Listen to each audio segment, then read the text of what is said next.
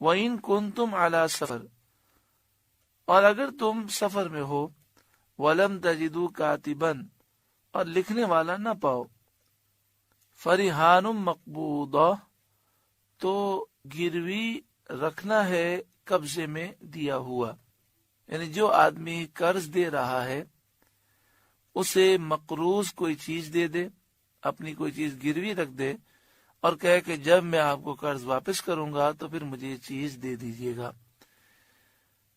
یہ چیز رکھنے سے فائدہ کیا ہوگا؟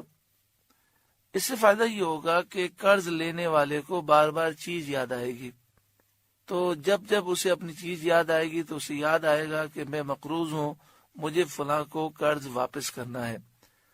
اور جس شخص نے قرضہ دیا تھا اس کے پاس جب یہ چیز گروی ہوگی تو اسے یاد رہے گا کہ یہ چیز مجھے فلاں نے دی ہے، مجھے اس سے قرض لینا ہے، تو اس طرح دونوں کو یاد دہانی ہوگی۔ اب یہاں پر بھی یہی مسئلہ ہوتا ہے کہ اگر قرض دینے والا یہ مطالبہ کرے کہ آپ ایسا کریں، کوئی چیز میرے پاس گروی رکھ دیں، فی الحال ہمارے پاس کوئی لکھنے والا نظام موجود نہیں ہے، تو سامنے والا برا مان جاتا ہے۔ حالانکہ برا نہیں ماننا چاہیے، ایسا کرنا مستحب ہے، اور مستحب پر عمل کریں گے، قرآن مجید فرقان حمید کی آیات پر جب عمل کریں گے تو انشاءاللہ تعالی دونوں کے لیے آسانی ہو جائے گی اور اللہ تعالی برکتیں عطا فرمائے گا۔ یہاں پر یہ ہے کہ سفر میں انسان ہو اور لکھنے والا نہ پائے تو کوئی چیز گروی رکھ دے۔ اس آیت سے تو سفر کا مسئلہ ثابت ہے، اور حدیث پاک سے یہ ثابت ہے کہ سفر میں نہ بھی ہو یا ہم لکھنا نہ چاہیں تو کوئی چیز گروی رکھ دینی چاہیے۔ نبی اکرم صلی اللہ علیہ وآلہ وسلم کی حدیث پاک ہے کہ رسول کریم صلی اللہ علیہ وآلہ وسلم نے مدینہ طیبہ میں اپنی زرہ مبارک یہودی کے پاس گروی رکھ کر 20 سا جو لیے۔ یعنی حضور کی اس حدیث میں ہمارے لیے تعلیم ہے کہ اس طرح بھی معاملات کیے جا سکتے ہیں۔ فَإِنْ أَمِنَ بَعْضُكُمْ بَعْضًا، اور اگر تم میں ایک کو دوسرے پر اطمینان ہو، فَلْيُؤَدِّ الَّذِي اؤْتُمِنَ أَمَانَتَهُ، تو وہ جسے اس نے امین سمجھا تھا اپنی امانت ادا کر دے۔ یعنی مراد یہ ہے کہ جو قرض دینے والا ہے وہ مقروض پر اطمینان ہی رکھتا ہے اور اسے دیانتدار سمجھ کر ہی قرض دیتا ہے، تو جسے اس نے دیانتدار سمجھا ہے اسے چاہیے کہ وہ قرضہ واپس کرے، ایسا نہ ہو کہ وہ مقروض پیسے دبا لے اور قرض واپس کرنے کے لیے تیار ہی نہ ہو۔ وَلْيَتَّقِ اللَّهَ رَبَّهُ، اور اللہ سے ڈرے جو اس کا رب ہے۔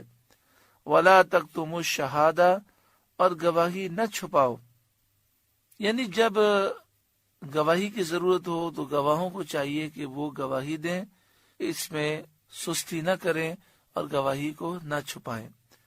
حضرت عبداللہ بن عباس رضی اللہ تعالی عنہما سے ایک حدیث مروی ہے کہ کبیرہ گناہوں میں سب سے بڑا گناہ اللہ کے ساتھ شریک کرنا، کسی کو اللہ کے برابر سمجھنا، اور جھوٹی گواہی دینا اور گواہی کو چھپانا ہے۔ یعنی کبیرہ گناہوں میں جو بڑے بڑے گناہ ہیں ان میں ایک ہے شرک و کفر کرنا، دوسرے نمبر پہ فرمایا گیا جھوٹی گواہی دینا، اور تیسرے نمبر پر ہے گواہی کو چھپانا۔ وَمَن يَكْتُمْهَا، اور جو گواہی چھپائے گا، فَإِنَّهُ آثِمٌ قَلْبُهُ، تو اندر سے اس کا دل گنہگار ہے۔ وَاللَّهُ بِمَا تَعْمَلُونَ عَلِيمٌ، اور اللہ تمہارے کاموں کو خوب جانتا ہے۔ سورہ بقرہ کا 39واں رکوع نمبر 39 مکمل ہوا۔ اللہ رب العالمین اس کی برکتوں سے ہمیں مالا مال فرمائے۔ اس رکوع میں 2 آیتیں ہیں۔ دوسری آیت میں ہم نے یہ سماعت کیا کہ جب آدمی آپ کو قرض دیتا ہے تو وہ آپ کو دیانتدار سمجھ کے دیتا ہے، آپ پہ بھروسہ کرتا ہے، تو ہمیں چاہیے کہ خوش اخلاقی کے ساتھ اور خوش اسلوبی کے ساتھ قرض کو ادا کریں۔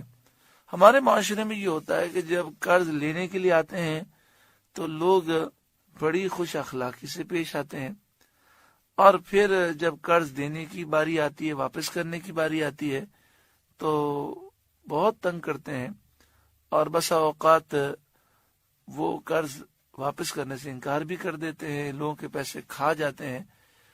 اللہ تبارک و تعالی ہر ایک کو عقل سلیم عطا فرمائے۔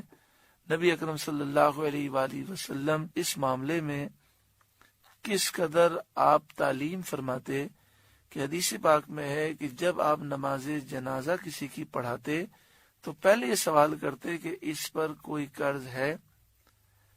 اگر بتایا جاتا کہ ہاں یہ مقروض ہے تو آپ یہ فرماتے کہ اس کا قرض کتنا ہے۔ اگر 3 درہم یا اس سے زائد اس پر قرض ہوتا تو آپ یہ سوال کرتے کہ کیا اس کی جائیداد میں اتنی رقم ہے کہ جس سے یہ قرض ادا کیا جا سکے۔ اگر جائیداد میں اتنی رقم نہ ہوتی تو آپ مجمع سے فرماتے کوئی ہے جو اس کے قرض کی ادائیگی کی ذمہ داری لے۔ اگر کوئی ذمہ داری نہ لیتا تو آپ فرماتے جس کے اوپر 3 درہم قرض ہو اور اس کا یہ معاملہ ہو کہ اس کے پاس جائیداد بھی نہیں کہ جس سے اس کے قرض کو ادا کر سکیں، اور کوئی اس کے قرض کی ادائیگی کا ذمہ دار بھی نہیں ہے، تو آپ فرماتے ہیں میں اس کی نماز جنازہ نہیں پڑھوں گا۔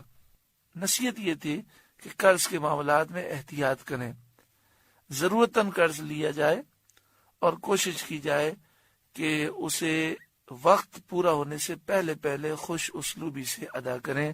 اللہ تعالی عمل کی ہم سب کو توفیق عطا فرمائے۔